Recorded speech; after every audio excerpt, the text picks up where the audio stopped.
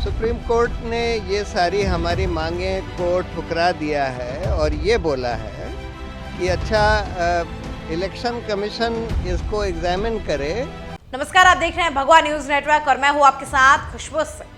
Supreme court ने VVPAT दिखाने वाली मशीन वेरिफिकेशन की मांग पर बड़ा फैसला सुनाते हुए शुक्रवार 26 अप्रैल 2024 को इससे जुड़ी सारी याचिकाएं खारिज कर दी है। इसके अलावा बैलेट पेपर की मांग को लेकर के भी दर्ज याचिकाओं को रद्द कर दिया गया है। कोर्ट ने कहा कि मतदान ईवीएम मशीन से होगा और ईवीएम वीवीपैट का 100% मिलान नहीं होगा। आपको बता दें कि वीवीपैट वेरिफिकेशन और बैलेट पेपर से जुड़ा ये फैसला जस्टिस संजीव खन्ना और जस्टिस दीपांकर दत्ता की बेंच ने सुनाया है। इस संबंध में एसोसिएशन फॉर डेमोक्रेटिक रिफॉर्म्स संस्था और कुछ अन्य ने सुप्रीम कोर्ट में याचिकाएं दाखिल की थी। इनमें मांग की गई थी कि वीवीपैट पर्चियों का ईवीएम से 100% मिलान किया जाए। कोर्ट ने सारी याचिकाएं खारिज करते हुए कहा कि कोई भी उम्मीदवार नतीजों के 7 दिनों के भीतर ईवीएम के माइक्रो कंट्रोलर के सत्यापन के लिए शुल्क का भुगतान करके दोबारा काउंटिंग की मांग कर सकता है। इसके साथ ही उन्होंने चुनाव के बाद सिंबल लोडिंग यूनिट को भी सील कर सुरक्षित रखने का निर्देश दिया है। हम लोगों का ये कहना था कि ये ईवीएम जो है इनमें एक प्रोग्रामेबल मेमोरी होती है क्योंकि सिंबल लोडिंग करी जाती है और इसलिए इनको मैनिपुलेट किया जा सकता है अगर आप कोई उसमें मैलिशियस प्रोग्राम डाल दें। और इस वजह से ये ज़रूरी है कि जो वीवीपैट है उसका पूरा पेपर ट्रेल का ऑडिट होना चाहिए, सारे वीवीपैट स्लिप्स को काउंट करना चाहिए।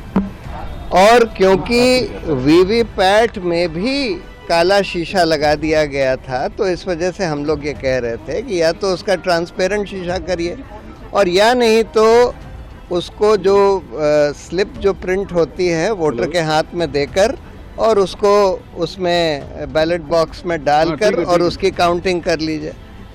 सुप्रीम कोर्ट ने ये सारी हमारी मांगें को ठुकरा दिया है और ये बोला है कि अच्छा इलेक्शन कमीशन इसको एग्जामिन करे कि सारे बैलेट पेपर्स पर अगर हम वो डाल दें मार्क,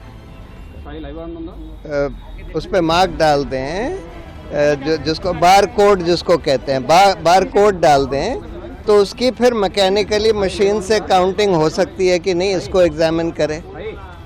और दूसरा उन्होंने ये बोला है कि सिंबल लोडिंग यूनिट जो होती है जिससे symbol loading constituency by constituency करी जाती है उसको कम से कम 45 दिन तक चुनाव सील करके रखा जाए और चुनाव के बाद कम से कम 45 दिन तक रखा जाए, जिससे कि अगर कोई इलेक्शन पिटिशन फाइल होती है, कोई उसकी कोर्ट मांग करता है तो उसको देखा जा सके। तीसरी बात उन्होंने ये बोली है कि जो इसमें इलेक्शन कमीशन ने बोला कि नहीं इसमें जो मेमोरी होती है वो तो चिप में बर्न्ट होती है और तो कोर्ट ने ये बोला है कि जो भी बर्न्ट मेमोरी है उसमें 5 हर असेंबली कंस्टिट्यूएंसी में 5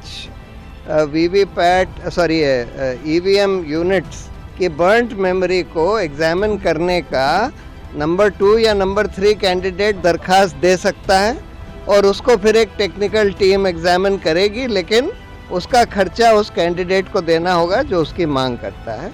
ये कह के उन्होंने ये सारी पिटिशन डिस्पोज ऑफ कर दी।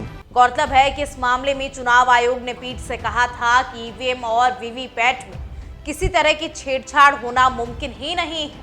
आयोग ने इस दौरान मशीनों की सुरक्षा, उन्हें सील करने और उनकी प्रोग्रामिंग के बारे में भी सर्वोच्च न्यायालय को अवगत कराया था। बावजूद इसके सबूतों के एडीआर की ओर से पेश वकील प्रशांत भूषण मशीनों में छेड़छाड़ की आशंका पर बात रख रहे हैं। आखिरकार कोर्ट ने उनसे पूछा भी कि क्या सिर्फ संदेह के आधार पर कोर्ट ईवीएम के बारे में आदेश दे दे तो भी वो इसके खिलाफ कोई सबूत नहीं है, केवल संदेह है। इससे पहले कोर्ट ने इस मामले पर 24 अप्रैल को फैसला सुरक्षित रख लिया था। उस समय भी कोर्ट ने कहा था कि ईवीएम वीवीपैट के मामलों में कहा कि जिन लोगों ने याचिकाएं लगाई वो खुद गड़बड़ियों को लेकर एकदम पुष्ट नहीं है बल्कि उन्हें सिर्फ शंका है। कोर्ट ने यह भी कहा कि जब उसने इस मामले में समाधान पूछा तो एक व्यक्ति ने कहा कि वापस बैलेट पेपर लगा दो।